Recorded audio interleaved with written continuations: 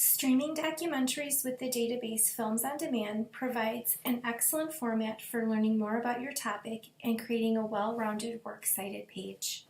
From the library homepage, under Quick Access, you will click on the databases link.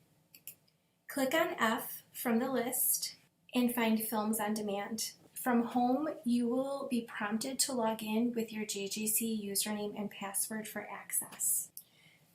For this example, I will use the topic of meditation and type meditation into the search box and click on the search button.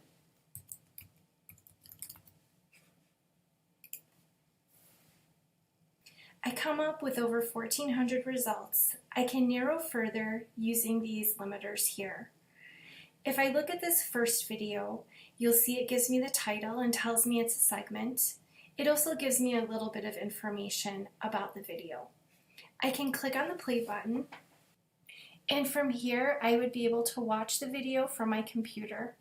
To the right, you'll see I have segments, so I can look at a specific part of this video. I also have a transcript, so I can see what they are saying right from the transcript.